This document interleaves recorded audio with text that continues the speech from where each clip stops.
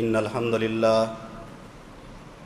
لله نحمده ونستعينه ونستغفره ونعوذ بالله من شرور أنفسنا ومن سيئات أعمالنا ومن يهده الله فلا مضل له ومن يضلله فلا هادي له وأشهد أن لا إله إلا الله وحده لا شريك له وأن محمدًا عبده ورسوله فإن خير الحديث كتاب الله وخير الهدي هدي محمد صلى الله عليه وسلم وشر الأمور محدثاتها وكل محدثة بدعة وكل بدعة ضلالة وكل ضلالة في النار فأعوذ بالله من الشيطان الرجيم بسم الله الرحمن الرحيم وقال الله تبارك وتعالى في موضع آخر يا أيها الذين آمنوا كتب عليكم الصيام كما كتب على الذين من قبلكم لعلكم تتقون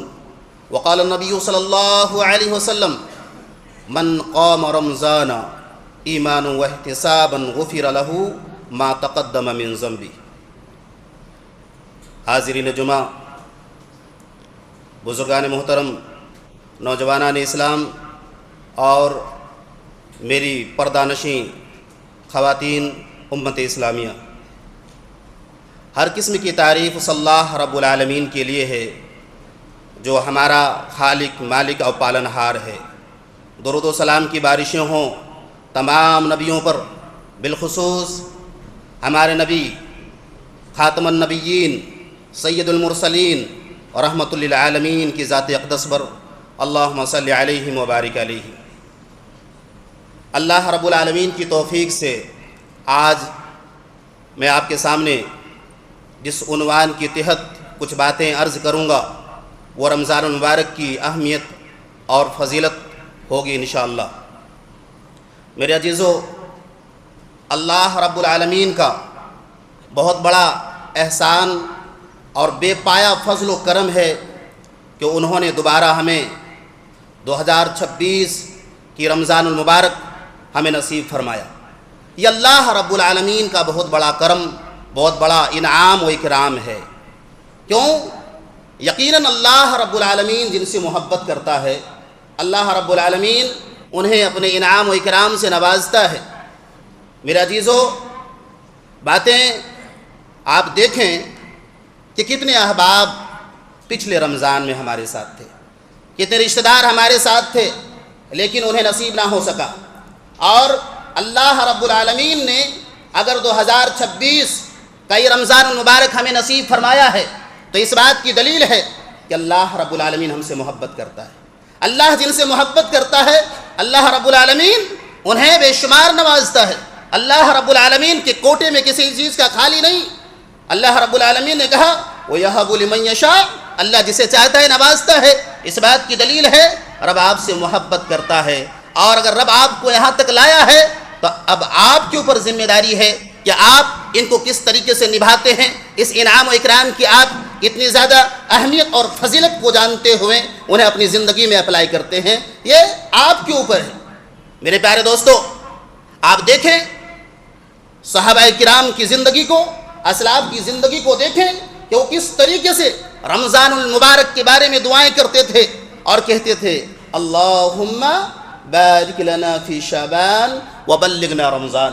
انہیں معلوم تھا کہ رمضان المبارک کی کیا اہمیت ہے، اس وجہ سے وہ دعائیں کرتے تھے اللہ شعبان کے مہینے میں برکت عطا فرما اور رمضان تک پہنچا۔ وہ جانتے تھے کہ رمضان المبارک کی کیا اہمیت تھی۔ کیوں جانتے تھے؟ کیونکہ ان کے سامنے میرے نبی کے فرمان تھے، اور جو بھی فرمان آتا وہ اپنی زندگی کے اندر جانتے تھے کہ میں نے اللہ کے رسول صلی اللہ علیہ وسلم کی زبان مبارک سے سنا ہے۔ وہ جانتے تھے۔ کیوں؟ میرے پیارے دوستو، صحابہ کرام نے دیکھا کہ اللہ کے رسول صلی اللہ علیہ وسلم کے سامنے وہ واقعہ، طلحہ بن عبید اللہ کا وہ واقعہ، سوتے ہیں، خواب میں دیکھتے ہیں کہ دو انسان میری موجودگی میں، صحابہ کے موجودگی میں وہ اسلام قبول کرتے ہیں۔ دو انسان ہیں، دونوں نے اسلام قبول کیا، لیکن ایک انسان، ایک کا مقام دوسرے سے کم نہیں، وہ شہادت کی موت پاتا ہے، وہ شہادت کی موت پاتا ہے، ان کا مقام۔ اللہ کے رسول صلی اللہ علیہ وسلم نے کہا جو فی سبیل اللہ، اللہ کی راہ میں اگر کسی نے جہاد کیا قربان ہو گیا اس سے بڑھ کر عمل کیا ہو سکتا ہے؟ اللہ رب العالمین اس چہرے کو جہنم سے دور فرما دیتا ہے. اتنا بڑا مقام ہے. لیکن طلحہ بن عبید اللہ نے دیکھا اتنا بڑا مقام، ایک انسان شہادت کی موت پانے والا، لیکن وہ بعد میں جنت الفردوس کے اندر ان کا دخول ہوتا ہے. یہ جنت الفردوس کا بعد میں مستحق ہوتا ہے. لیکن وہ انسان جن کے اعمال ایک دوسرے سے کم تھے لیکن وہ پہلے جنت الفردوس کے اندر داخل ہوتا ہے. آتے ہیں اللہ کے رسول صلی اللہ علیہ وسلم کے سامنے، کہتے ہیں اللہ کے رسول میں نے عجیب سا خواب دیکھا اور میرے خواب نے نچوڑ رکھا ہے، الگ حیرانی ہے. تو انہوں نے کہا کیا بات ہے؟ اللہ کے رسول صلی اللہ علیہ وسلم کے سامنے سارا ماجرا بیان کیا.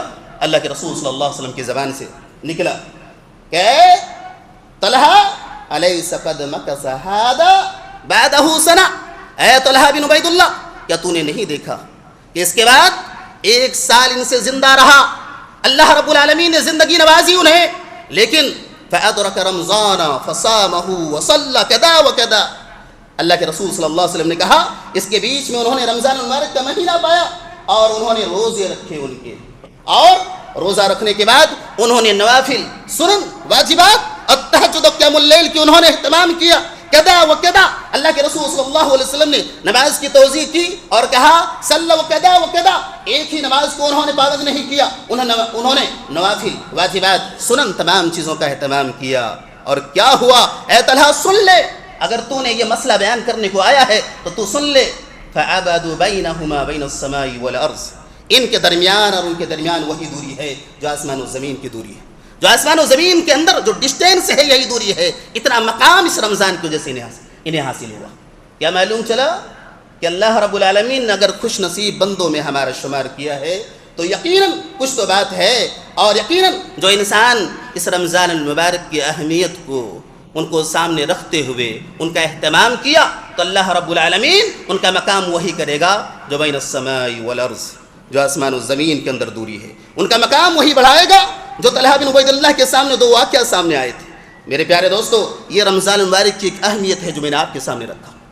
اسی طریقے سے آئیے آپ کے سامنے رمضان المبارک کی ان کی خصوصیات، ان کے خصائص، ان کی فضیلت بیان کرنے سے پہلے آپ کے سامنے یہ بات رکھوں کہ رمضان کسے کہتے ہیں، صیام کسے کہتے ہیں. یہ بات جب ذہن میں آتی ہیں تو باتیں فوراً سمجھ میں آ جاتی ہے. میرے پیارے دوستو، سب سے قبل آپ دیکھیں اللہ رب العالمین نے کیا کہا، یا ایھا الذین آمنوا کتب علیکم الصیام.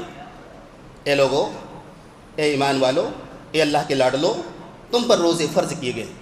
اللہ رب العالمین نے کسی کافرین کو مخاطب نہیں کیا. اللہ نے کہا وہ جو توحید کے دائرے میں آیا، جنہوں نے اللہ رب العالمین کی وحدانیت کو قبول کیا، جو عہد رسالت کو، اللہ کے رسول صلی اللہ علیہ وسلم کی رسالت کو قبول کیا، ان کے لیے روزے فرض کر دیے گئے. میرے پیارے دوستو، اللہ رب العالمین نے یہاں پہ کیا بیان کیا؟ الصیام، روزے کا لفظ استعمال کیا. اور دیکھیں یہ قرآن کی فصاحت و بلاغت ہے. اللہ رب العالمین نے انہی الفاظ کا استعمال قرآن کے اندر کیا ہے جو عرب کے اندر رائج زبانیں تھیں، جو وہ لوگ استعمال کرتے تھے تاکہ ان کے الفاظ اور جن مضبوطی کے ساتھ الفاظ کو استعمال کرتے تھے انہی الفاظ کو اللہ رب العالمین نے قرآن کے اندر لایا. اللہ نے کیا کہا؟ اِنَّا أَنزَلْنَاهُ قُرْآنًا عَرَبِيًّا لَعَلَّكُمْ تَعْقِلُونَ. اے عرب کے لوگوں، ہم نے قرآن کو عربی میں نازل کیا. کیوں؟ لَعَلَّكُمْ تَعْقِلُونَ. یہ عام زبان نہیں ہے، یہ عام بولی نہیں ہے، تاکہ تم اس کے اندر تدبر کرو، تاکہ عقل کے گھوڑے دوڑاؤ. اس کے ایک ایک معنی کے اندر وہ گہرائی ہے کہ انسان کی عقل حیران رہ جائے. تو یہ لوگ اللہ رب العالمین نے ابھارا کہا کہ سیام تم رک جاؤ، کہ تم رک جاؤ. اللہ رب العالمین نے روزے کو 2 الفاظ سے تعبیر کیا. ایک الفاظ اللہ نے کہا یا ایھا الذین آمنوا کتب علیکم الصیام، کہ تم پر روزے فرض کر دیے گئے. دوسرا اللہ رب العالمین نے مریم کے واقعہ کو بیان کیا اور کہا مریم کے واقعے میں کہ جب مریم نے اس بچے کو لایا تو کہا کہ قوم کے سامنے یہ کہنا کہ انی نذرت للرحمن صوما، کہ میں نے رحمان کے لیے آج روزے رکھے ہیں. تو اللہ نے 2 قسم کے الفاظ بیان کیے، ایک صوم، ایک سیام. سیام کے معنی کیا ہوتا ہے؟ سیام کا معنی ہوتا ہے رک جانا، پابندی کے ساتھ رک جانا، انسان ادھر ادھر نہ ٹولے، انسان ادھر ادھر نہ گھسکے. اس کا معنی ہوتا ہے صوم میں رک جانا. آپ دیکھیں عرب کے شعراء استعمال کرتے تھے. اللہ رب العالمین نے کیونکہ عرب کو اپنی زبان دانی پہ بڑا غرور تھا، اس لیے اللہ رب العالمین انہی الفاظ کو لایا. انہی الفاظ کو لایا ہے۔ عرب کے لوگ اپنے شاعر کے اندر استعمال کرتے تھے، جو گھوڑا چارہ کھاتا اور جو نہیں کھاتا تو ان کے بارے میں بھی استعمال کرتے تھے، کہتے تھے خیل صائمۃ وخیل غیر صائمہ، کہ دیکھو بعض گھوڑے چارہ کھا رہے ہیں اور بعض گھوڑے چھوڑ دیے ہیں۔ معلوم یہ ہوا کہ عرب کے شعراء جو ہوتے تھے وہ لوگ صائمہ کا لفظ کسی چیز میں پابندی سے رک جانے کے معنی پہ استعمال کرتے تھے، اور کبھی کبھی کہتے تھے جب سورج آسمان کو رک جاتا بیچوں بیچ میں، عرب جب سورج شباب کو ہوتا کہتے تھے سامت الشمس فی کبد السماء، کہ آسمان یہ سورج بیچوں بیچوں آسمان کے اندر ٹھہر چکا ہے۔ تو ساما کا معنی کیا ہوا؟ رک جانا۔ اللہ نے اسی الفاظ کو استعمال کیا میرے پیارے دوستو۔ لیکن سام کا معنی یہ ہوتا ہے کہ انسان جنسی قوتوں کے سیلاب سے رک جانا۔ اللہ رب العالمین نے رکنے کے معنی میں جو استعمال کیا ہے وہ معنی کیا ہے؟ مکمل طور پہ رک جانا۔ ماہر نفسیات لکھتے ہیں کہ انسان کے اندر 3 خواہشات ہوتی ہیں، انسان کے اندر 3 خواہشات ہوتی ہیں۔ سب سے زیادہ اگر انسان میں جس چیزیں انسان کو پریشان کرتی ہیں وہ 3 ہی چیزیں ہوتی ہیں، ایک بھوک ہے، ایک پیاس ہے اور ایک جنسی خواہش ہے۔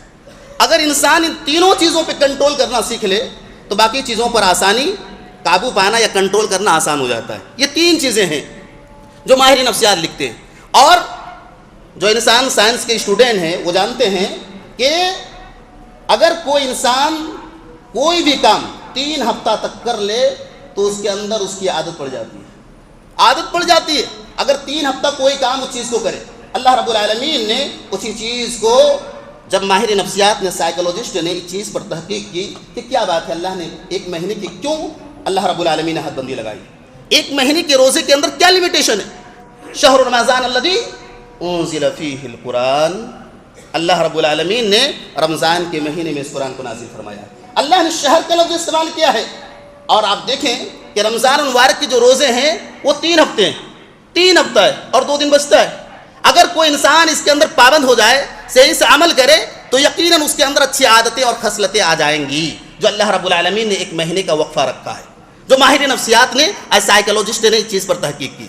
میرے پیارے دوستو، یہ ہے رمضان المبارک سیام کا معنی، کہ کسی چیز پہ رک جانا۔ لیکن رکنے کا معنی یہ ہے کہ انسان جنسی خواہشات، جن چیزوں پر اللہ رب العالمین نے پابندی لگائی ہے ان چیزوں سے رک جانا۔ اللہ کے رسول صلی اللہ علیہ وسلم کی اس حدیث کو سائیکولوجسٹ لاتے ہیں اور کہتے ہیں کہ اللہ کے رسول صلی اللہ علیہ وسلم نے کہا الصوم لی وانا اجزی بہ، روزہ میرا ہے، روزہ میرا ہے، اور انہوں نے یدع طعامہ وشرابہ من اجلی، انہوں نے کھانا بھی میرے لیے چھوڑا ہے، انہوں نے پیاس بھی میری وجہ سے چھوڑ دیا ہے۔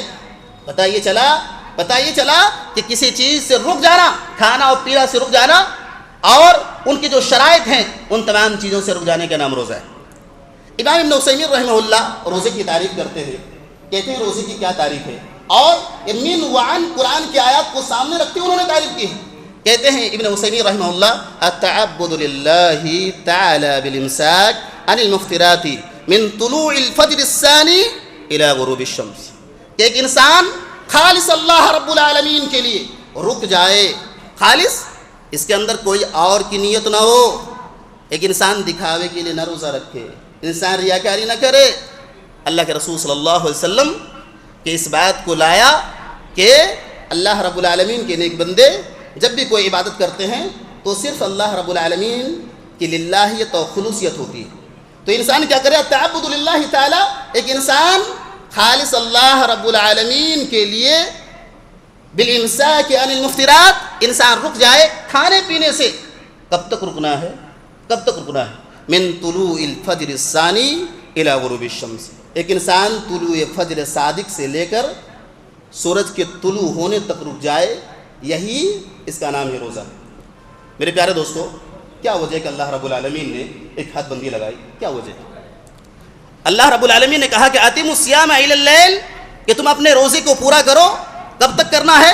رات تک کرنا ہے۔ کیوں اللہ رب العالمین نے کہا؟ کیونکہ اس کے بارے میں مورخین لکھتے ہیں کہ جتنے بھی پچھلی امتیں گزری ان کے یہاں جو روزہ فرض تھا تو ان کے یہاں کچھ کھانے کے بھی جواز تھے، کچھ کھانے کی چیزیں جیسے پکی ہوئی چیزیں نہیں کھا سکتے، وہ لوگ پھل فروٹ وغیرہ کھایا کرتے تھے۔ آج بھی آپ ہندوازم کے اندر دیکھیں، میں مذاہب کو اس لیے بیان کر رہا ہوں، آپ ہندوازم کے دیکھیں، وہ لوگ اپاس رکھتے تو پانی بھی پیتے ہیں، وہ لوگ کہتے ہیں ہم روزے میں ہیں، فاسٹنگ پہ ہیں، اللہ رب العالمین نے کہا جو پچھلے امتیں تھیں، کیونکہ اللہ رب العالمین نے قرآن کے اندر تذکرہ کیا، یا ایھا الذین آمنوا کتب علیکم الصیام کما کتب علی الذین من قبلکم، یہ روزہ پچھلی امتوں پر بھی فرض کیے گئے تھے، لیکن پچھلی امتوں کے اندر کیا فرق تھا، اور اللہ رب العالمین نے ان آیات کے اندر جو مسائل کو بیان کیا ہے کس بنیاد پہ کیا ہے؟ ان کے یہاں جو چیزیں آگ سے پکی ہوئی ہوں ان تمام چیزوں کی رخصت نہیں تھی، لیکن کوئی چیز اگر آگ سے پکی ہوئی چیزیں نہ ہو تو وہ چیزیں کھا سکتے تھے. لیکن اسلام جب آیا، کیونکہ اسلام عالمگیر مذہب ہے، اسلام ایک انسان کو صحیح ڈائریکشن اور گائیڈ لائن کرتا ہے. اسلام نے کہا نہیں، یہ روزہ کس طریقے سے پورا کرنا ہے، اتم الصیام الی اللیل، کہ تم اپنے روزے کو کب تک بند رکھنا ہے، تمہیں طلوع فجر صادق سے لے کر سورج کے غروب ہونے تک کچھ نہیں کھانا ہے، کچھ نہیں کھانا ہے. ان تمام چیزوں کو، اسی چیز کو ابن عثیمین رحمہ اللہ نے کہا کہ ان المفطرات من طلوع الفجر الثانی الی غروب الشمس، کہ انسان رک جائے طلوع فجر صادق سے لے کر غروب الشمس تک بعض شرائط کے ساتھ. یہ ہے جو محدثین نے اور اللہ رب العالمین نے بیان کیا ہے. میرے پیارے دوستو، اب آئیے دیکھتے ہیں کہ اس کے معنی اور اصطلاحی تعریف کے بعد رمضان کی کیا فضیلت ہے. اس حدیث کو صحیح بخاری میں راوی حدیث ابو ہریرہ ہیں، کہتے ہیں کہ اللہ کے رسول صلی اللہ علیہ وسلم نے بیان کیا، اتاکم رمضان شہر مبارک. اللہ کے رسول صلی اللہ علیہ وسلم صحابہ کے پاس آئے اور کہے کہ میرے صحابہ بشارت ہے تمہیں. کہا کس چیز کی بشارت اللہ کے رسول صلی اللہ علیہ وسلم؟ کہا شہر مبارک، مبارک مہینہ آنے والا ہے، مبارک مہینہ آنے والا ہے، اس کی ایک ایک گھڑی، ایک ایک لمحہ بڑا ہی عظیم ہے، رب کے ہاں بڑا عظیم ہے. کیوں؟ کیا وجہ ہے؟ کس وجہ سے ان کا مقام اٹھ جاتا ہے؟ تو اللہ کے رسول صلی اللہ علیہ وسلم نے کہا فرض علیکم صیامہ، اللہ رب العالمین نے ان کے روزے فرض کر دیے، اللہ رب العالمین نے ان کے روزے فرض کر دیے ہیں. اور اس کے اندر کیا ہے؟ فیہ تفتح ابواب الجنہ، اس کے اندر اللہ رب العالمین جنت کے دروازوں کو، ان کی کھڑکیوں کو کھول دیتا ہے. اللہ رب العالمین کھول دیتا ہے. کیوں کھولتا ہے؟ تاکہ بندے کے لیے کوئی دشوار گھڑی نہ ہو. جو دروازے کھلے ہوں اس کے اندر داخلہ آسان ہو جاتا ہے، جو دروازے کھلے ہوں وہ آسان ہو جاتا ہے. بندہ اتنی عبادات کرے، اتنی معاملات کرے، اللہ رب العالمین سے اتنا گہرا رشتہ لگائے کہ اللہ رب العالمین کی جنت کا حصول آسان ہو جائے. اللہ رب العالمین نے کہا وَسَارِعُوا إِلَىٰ مَغْفِرَةٍ مِّن رَّبِّكُمْ، اے لوگو دوڑ لگاؤ. کہاں لگانا ہے؟ کیونکہ اللہ رب العالمین نے جنت کی کھڑکیوں کو کھولا ہے، اللہ رب العالمین نے جنت کے دروازوں کو کھول دیا ہے. لگاؤ اس جنت کی جانب جس کی چوڑائی آسمان اور زمین کے برابر ہے. وَعِدَّتْ لِلْمُتَّقِينَ، اللہ رب العالمین نے انہیں متقیوں کے لیے تیار کیا. کیوں؟ کیونکہ روزے کا ایک مقصد یہ ہے لعلکم تتقون، تاکہ تم متقی بن جاؤ. اللہ رب العالمین نے اس جنت کو کیوں واضح کیا ہے، کیوں کھولا ہے؟ تاکہ تم اس کے اندر آسانی سے داخل ہو جاؤ. پھر اللہ رب العالمین، اللہ کے رسول صلی اللہ علیہ وسلم آگے فرماتے ہیں وَتُغْلَقُ فِيهِ أَبْوَابُ الْجَحِيمِ، اور اس کے اندر جہنم کے دروازے بند کر دیے جاتے ہیں. اللہ رب العالمین جہنم کے دروازوں کو بند کر دیتا ہے اس کے اندر. کیوں؟ تاکہ بندے کے دل کے اندر یہ تصور آئے کہ اللہ رب العالمین نے روزے داروں کے لیے، اللہ رب العالمین نے جہنم کے اندر داخلہ محال کر دیا ہے. انسان کے ذہن کے اندر یہ سوال ابھرے، یقین آئے کہ اللہ رب العالمین نے روزے داروں کے لیے جہنم کو تیار نہیں کیا، اس لیے اللہ رب العالمین نے جہنم کے دروازوں کو بند کر کے امت کو یہ پیغام دیا. اور اللہ کے رسول صلی اللہ علیہ وسلم آگے فرماتے ہیں وَفِيهِ تُغَلُّ مَرَدَةُ الشَّيَاطِينِ، اور اس کے اندر شیطان، مردود شیاطین کو جکڑ دیا جاتا ہے. جو مردود شیاطین ہوتے ہیں جس سے ایک انسان بھٹک جاتا ہے تو اس کے اندر ان کو جکڑ دیا جاتا ہے. میرے پیارے دوستو، اس سوال نے کئی صدیوں تک لوگوں کو پریشان کر کے رکھا ہے کہ ایک انسان روزے کی حالت میں ہوتا ہے لیکن پھر بھی ہندوستان کے اندر یا دیگر ممالک کے اندر کرائم ہوتے ہیں، جرائم ہوتے ہیں. اگر یقینی معنوں میں شیطان کو جکڑ دیا جاتا ہے، پھر یہ کرائم، یہ گناہ ہے کہ انسان پھر بھی روزے کی حالت میں انسان گناہ میں ملوث ہو جاتا ہے، یہ کیا وجہ ہے؟ تو اس کے بارے میں کئی لوگوں نے سوال کیا، بڑے بڑے علماؤں سے. امام احمد بن حنبل آپ جانتے ہیں، بڑی مشہور شخصیت ہے. ان کے شہزادے عبداللہ ہیں، یہ کہتے ہیں کہ میرے والد محترم، کیا بات ہے، میں نے بہت سارے لوگوں کو دیکھا کہ رمضان المبارک کے مہینے میں شیطان چمٹ جاتا ہے، انہیں اپنے چنگل میں لے آتا ہے، کئی لوگوں کو عصبی شکایت رہتی ہے، کیا وجہ ہے؟ کہا کہ دیکھو حدیث کے ظاہری مفہوم سے ہی معلوم ہوتا ہے کہ شیطان کو جکڑ دیا جاتا ہے، ان کے پاؤں میں بیڑیاں باندھ دی جاتی ہے، لیکن ہمیں اتنا ہی پہ ایمان لانا ہے جتنا اللہ کے رسول صلی اللہ علیہ وسلم کی زبان سے نکلا ہے۔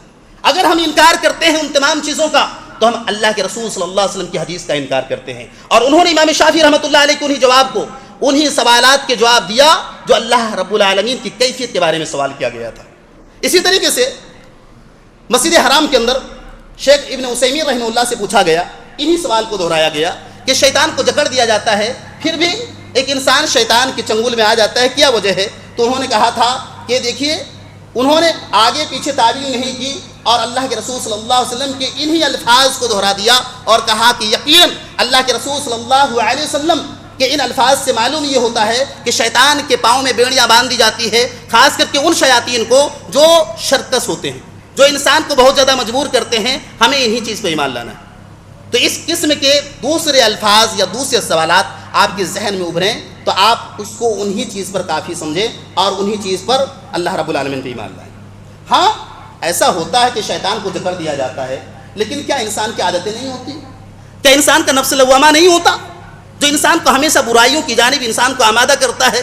کیا انسان شیطان کے جکڑ جانے کے بعد کیا انسان میں شیطانیت باقی نہیں رہتی؟ ایسا بھی علماء نے بیان کیا ہے کہ لوگوں کی عادتیں ایسی ہو جاتی ہیں شیطانوں کی طرح کہ بعد میں بھی انسان کیا کرتا ہے؟ ان افعال اور ان کرتوتوں کو کرتا ہے جو شیطان بعد میں کراتا ہے بعد کی زندگی میں۔ پھر اللہ کے رسول صلی اللہ علیہ وسلم نے کہا وَفِيهِ لَيْلَةٌ خَيْرٌ مِّنْ أَلْفِ شَهْرٍ کہ میرے صحابہ سنو، اس رمضان المبارک کے اندر ایک ایسی رات ہے جو 1000 مہینوں سے بہتر ہے، جو 1000 مہینوں سے بہتر ہے۔ میرے پیارے دوستو، یہ بہت بڑی فضیلت ہے۔ رمضان المبارک ایک اللہ رب العالمین کا بابرکت مہینہ ہے، اور اس بابرکت میں ایک مبارک رات، اور جس کو اللہ رب العالمین نے کیا کہا؟ لیلۃ خیر من الف شہر، کہ یہ 1000 مہینوں سے بہتر ہے۔ 1000 مہینے آپ دیکھیں کیلکولیٹ کر کے 83 سال بنتے ہیں۔ یہ دیکھیں ایک گرامر کا، اب اگر عربی گرامر پڑھیں تو یہاں پہ تقابل کا استعمال کیا گیا۔ التقابل اس وقت کیا جاتا ہے جب ایک انسان کی طاقت دوسرے انسان سے کمپیئر کرنا ہوتا ہے۔ یہ قرآن کی ایک فصاحت و بلاغت اور قرآن کا ایک مجاز ہے۔ اللہ رب العالمین نے کہا کہ 83 سال، یہ جو 1000 مہینے ہیں 83 سال بنتے ہیں۔ ایک انسان 83 سال محنت کر لے عبادات میں، پھر بھی لیلتن اس ایک رات کا تقابل نہیں کر سکتا۔ یہ بہت اہم بات ہے، آپ غور کریں۔ اللہ رب العالمین نے کیا کہا کہ ایک انسان 83 سال عبادت کر رہا ہے، لیکن پھر بھی اس ایک رات کے برابر، اس ایک رات کے ثواب کے برابر اپنے آپ کو نہیں لا سکتا، ان کے ثواب کو حاصل نہیں کر سکتا، کیونکہ ایک رات کیا ہے؟ 1000 مہینے سے بھی بہتر ہے، جو اللہ رب العالمین نے اس آیت کے اندر تمام لوگوں کو نصیحت دی۔ میرے پیارے دوستو، یہ ہے رمضان المبارک کی بعض خصوصیات۔ اب آئیے دیکھتے ہیں کہ اللہ رب العالمین نے رمضان المبارک کے اندر کیا خصوصیت ہے، یہ رمضان المبارک کا مقام کیوں بڑھ جاتا ہے۔ اللہ رب العالمین نے جہاں پہ رمضان المبارک کے مسائل کو بیان کیا، جہاں ان کے فرائض کو بیان کیا، وہاں پہ اللہ رب العالمین نے کہا کہ شہر رمضان الذی انزل فیہ القرآن، کہ رمضان المبارک ایک ایسا مہینہ ہے جہاں جس مہینے کے اندر قرآن کا نزول ہوا۔ ھدی للناس، یہ لوگوں کے لیے ہدایت ہے، یہ لوگوں کی زندگی کو گائیڈ لائن کرتا ہے، رہنمائی کرتا ہے، مارگ درشن دکھاتا ہے۔ اور آگے اللہ رب العالمین نے کہا کہ ھدی للناس وبینات من الہدی والفرقان، اور یہ رمضان المبارک صحیح اور غلط چیز، یہ جو قرآن ہے یہ صحیح اور غلط چیز کے اندر تفریق کرتا ہے۔ ایک اہم سوال یہ ہے کہ اللہ رب العالمین نے رمضان المبارک کے اندر ہی قرآن کو کیوں نزول فرمایا، اور کیوں اللہ رب العالمین نے رمضان المبارک کے مہینے میں قرآن کی جانب ترغیب دلائی؟ آئیے اس کے بارے میں دیکھتے ہیں۔ ایک سائیکولوجسٹ ہیں، اور یہ نامور سائیکولوجسٹ ہیں مالک بدری، انہوں نے 1978 کے اندر ایک تحقیق کیا کہ اللہ رب العالمین نے یہ کہا ہے کہ تم متقی بن جاؤ، اور قرآن کا رمضان المبارک سے خاص ریلیشن شپ کچھ تو وجہ ہے۔ انہوں نے اس چیز پہ ریسرچ کیا اور یہ کہا کہ 1978 کے اندر یہ سوڈان جاتے ہیں، اور سوڈان کے اندر جو لوگ شراب کے نشے میں دھت تھے، ان لوگوں نے، مالک بدری نے اس کے اوپر ریسرچ کیا اور ان لوگوں نے جو مالک بدری صاحب ہیں انہوں نے کہا کہ آپ شراب کی عادت پر کنٹرول بنائیں، اور انہوں نے کہا کہ شروع رمضان سے لے کر آخر رمضان تک آپ کو شراب نہیں پینا ہے، آخر تک نہیں پینا ہے۔ چنانچہ ایک مہینے کے آخر میں جن لوگوں نے شراب کی عادت پر کنٹرول لگایا تھا ان لوگوں نے اتنی روحانیت محسوس کی، کہا کہ اتنا بدلاؤ ہمارے اندر آ گیا ہے، اتنا بدلاؤ ہمارے اندر آ گیا ہے کہ اب آئندہ اس وقت قرآن مجید کو سامنے لاتے ہیں اور قرآن مجید پر ہاتھ رکھ کے یہ ہدف اور یہ حلف لیتے ہیں کہ آئندہ ہم دوبارہ شراب نہیں پئیں گے، دوبارہ ہم شراب نہیں پئیں گے۔ دوسری بات آپ دیکھیں، شاہ ولی اللہ محدث دہلوی رحمہ اللہ، ان کی ایک مشہور کتاب حجت اللہ البالغہ، اس کے اندر لکھتے ہیں کہ انسان کے اندر دو کوالٹیز ہوتی ہیں، ایک حیوانی صفت ہوتی ہے انسان کے اندر، ایک حیوانی جیسے کھانا پینا یہ سب کیا ہے، جس طریقے سے جانور کھاتا ہے اسی طریقے سے ہم بھی کھاتے ہیں، اور دوسرا ایک ملکوتی صفات انسان کے اندر ہوتی ہے، جو فرشتوں کے صفات ہوں اسی طریقے سے انسان کے اندر بھی بعض صفات رکھی گئی ہیں، جیسے عبادت کرنا، محبت کرنا، یہ کس کے صفات ہیں؟ یہ اللہ رب العالمین کی صفات ہیں، یہ فرشتوں کی صفات ہیں۔ تو اللہ رب العالمین نے انسان کی طبیعت میں دو قسم کے صفات رکھے ہیں، دو قسم کے صفات رکھے ہیں۔ اب اللہ رب العالمین جو ہمارا حیوانی صفت ہے ان کا تعلق ہمارے جسم سے، ہم کھانا کیوں کھاتے ہیں؟ تاکہ ہمارے جسم کی گاڑی آگے تک چلتی رہے، ہم اس لیے کھانا کھاتے ہیں، کھانا کھانے کا مقصد یہی ہوتا ہے، تو کھانے سے ہمارے جسم کی پرورش ہوتی ہے۔ لیکن دوسری صفت ہے ملکوتی صفت، اس کا تعلق روح سے، اس کا تعلق روح سے ہے۔ اگر انسان ہمیشہ حیوانی صفت پر انسان زور دے تو ان کی روح کی جو صفت ہے وہ دب جائے گی، وہ کنٹرول ہو جائے گی۔ اس وجہ سے اللہ رب العالمین نے جن کا تعلق روح سے ہے، کیونکہ قرآن کا اور روح کا تعلق آسمان سے، روح کا تعلق آسمان سے، اور قرآن کا تعلق بھی آسمان سے، اللہ رب العالمین نے کہا اس قرآن کو ہم نے آسمانی دنیا سے نازل فرمایا۔ اب اگر انسان صرف حیوانی صفت پر کام کرے تو روحانی صفت آٹومیٹک غائب ہو جائیں گے، انسان حیوان بن جائے گا۔ اس لیے اللہ رب العالمین نے کہا کلا بران علی قلوبہم ما کانوا یکسبون۔ جب انسان ہمیشہ حیوانیت پر، ہمیشہ کھانے پینے پہ زور دے تو انسان کا ضمیر مر جاتا ہے۔ پھر اللہ رب العالمین نے کہا تو ان کے دلوں پر جنگ لگ گیا ہے، کس بنیاد پر؟ جو ان لوگوں نے کیا۔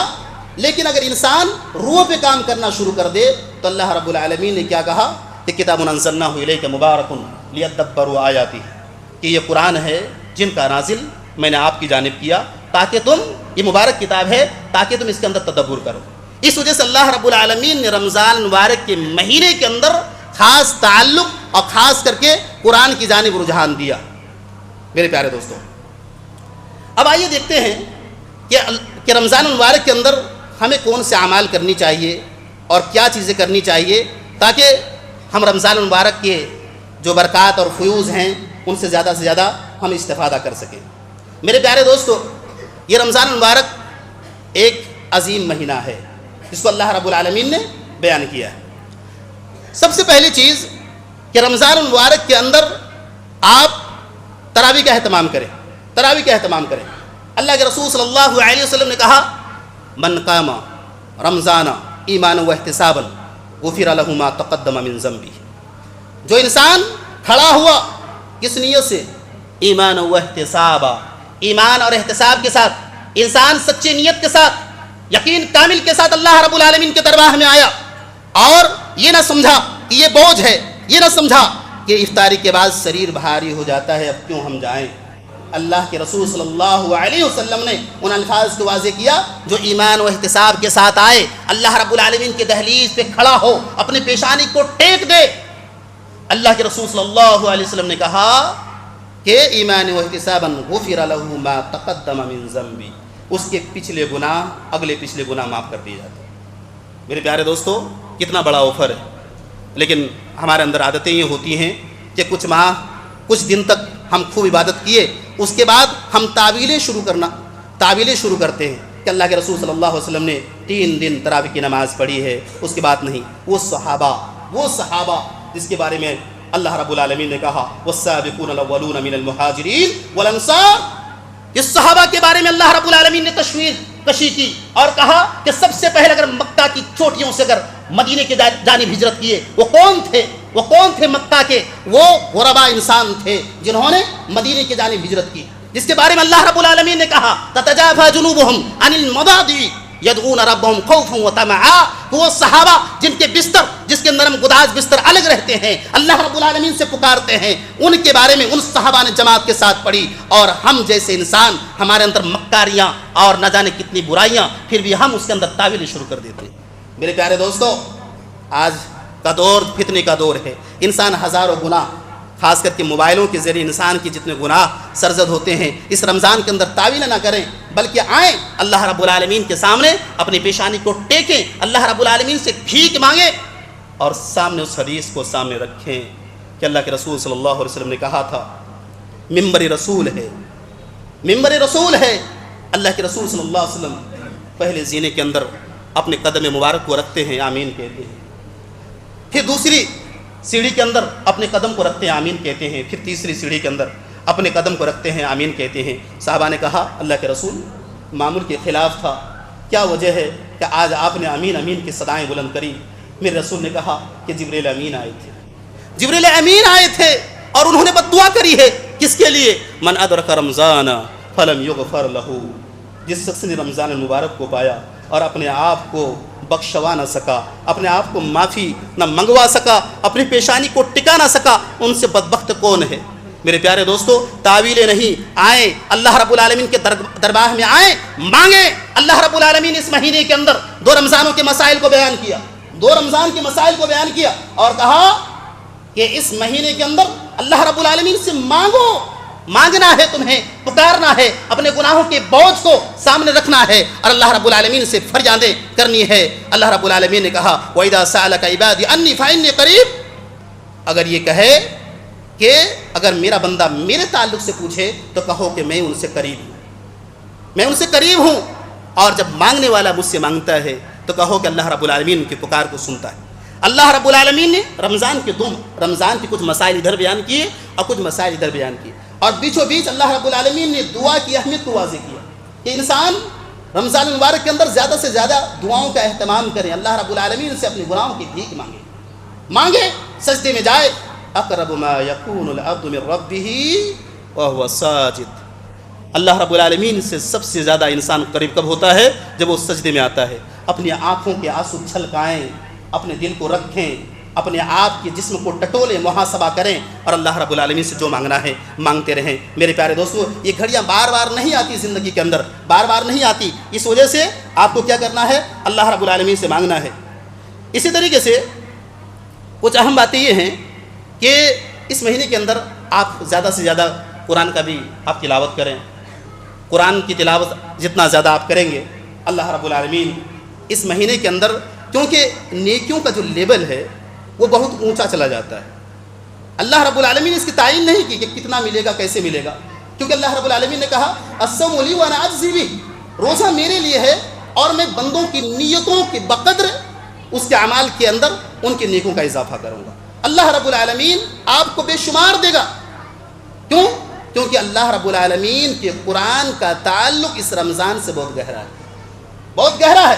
اس وجہ سے آپ زیادہ سے زیادہ اس رمضان المبارک کے اندر دوسروں کو دیکھا دیکھی نہیں، بلکہ آپ خود فجر کے بعد آپ ایک شیڈول بنا لیں کہ کب پڑھنا ہے، نہیں پڑھنا ہے۔ لیکن بعض لوگ فجر کے بعد لوگوں کے پاس کہاں ٹائم ہے، انسان تو سونے کو چلا جاتا ہے کیونکہ اچھی اور گہری نیند آتی ہے، وہ چیزیں آپ کو نہیں کرنا ہے، بلکہ جب انسان کے اعمال کے ساتھ للہ فی اللہ جڑ جاتا ہے نا، تو تمام نیکیاں آسان لگنے لگتی ہے۔ اللہ کے لیے کرنا ہے، اللہ کے لیے، اور یہ سوچ کرنا ہے کہ شاید 2027 کا رمضان ہمیں نصیب ہو نہ ہو۔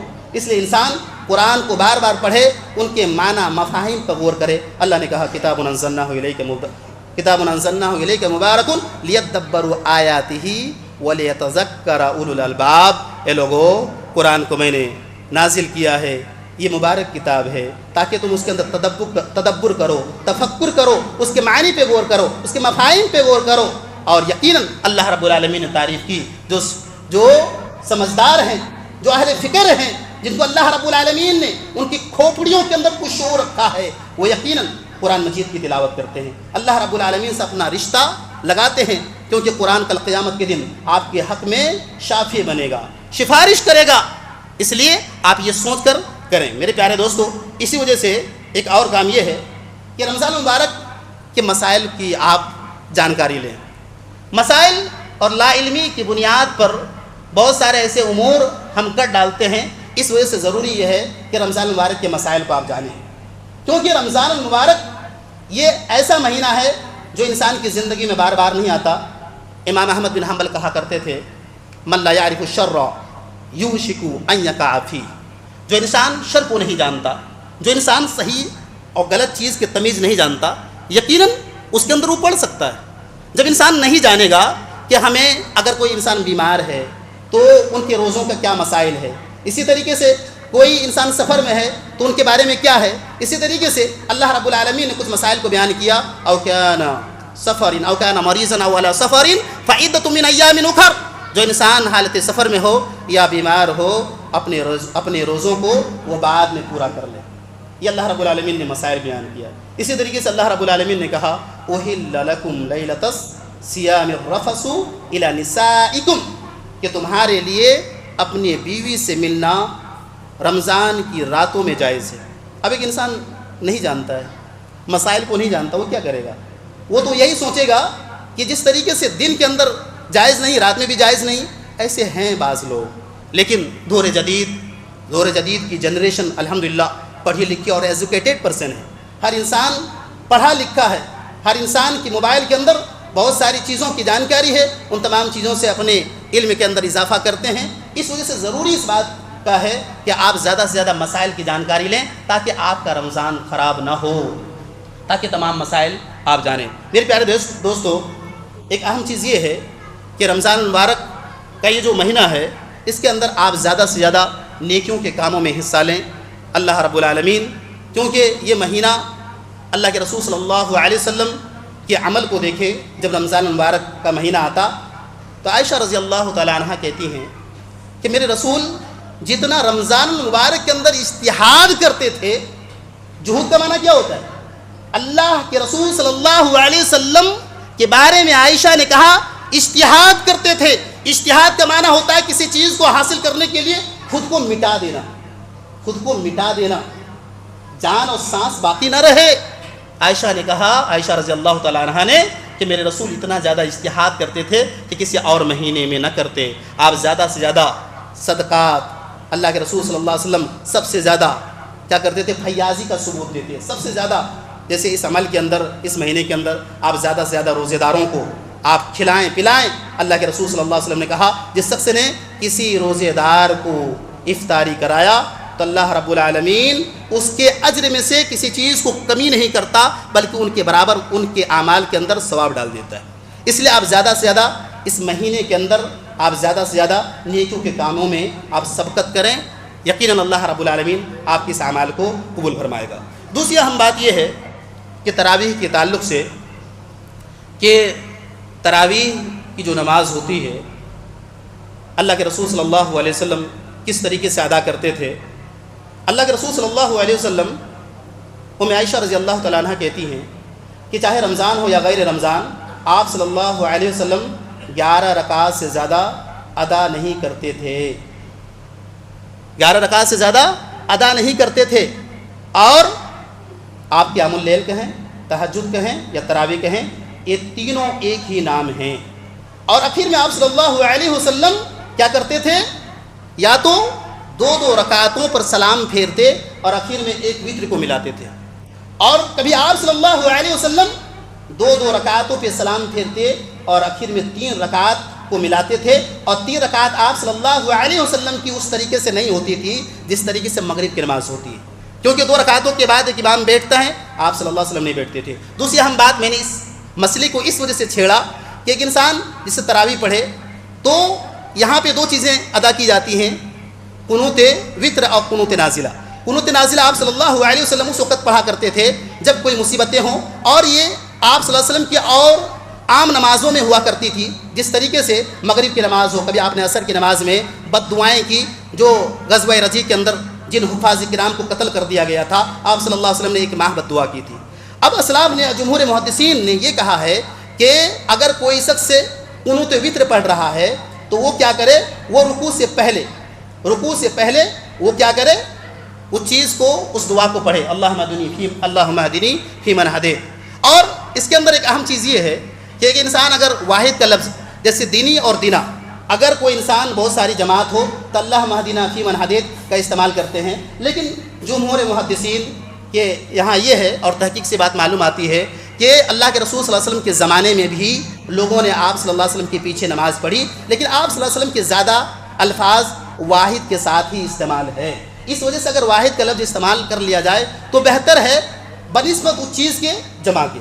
اللہم اہدنا فیمن ہدیت استعمال کر لیا جو کوئی بات نہیں۔ دوسری اہم بات یہ ہے کہ اللہم اہدنی فیمن ہدیت یہ دعائیہ کلمات ہیں، اس کے اندر دو چیزیں ہیں، ایک میں اللہ رب العالمین کی صفات اور اللہ رب العالمین کی وحدانیت کا تذکرہ ہے۔ اللہم اہدنی فیمن ہدیت یہ دعائیہ کلمات ہے، لیکن فإنک تقضی ولا یقضی علیک اللہ رب العالمین کی وحدانیت اور اللہ رب العالمین کی صفات کا تذکرہ ہے۔ فإنک تقضی ولا یقضی علیک سے پہلے جتنی دعائیں کی جائیں گی اس کے اندر امین کہا جائے گا، بعد میں اللہ رب العالمین کی وحدانیت کا جہاں تک بات آئے گی وہاں پہ ایک انسان خاموشی سے سنے گا۔ اس لیے میں نے اس مسئلے کو بیان کیا۔ آخر میں اللہ رب العالمین سے دعا ہوں کہ مولا کریم ہمیں حق بات کہنے، سننے اور اس پر عمل کی توفیق عطا فرمائے، آمین۔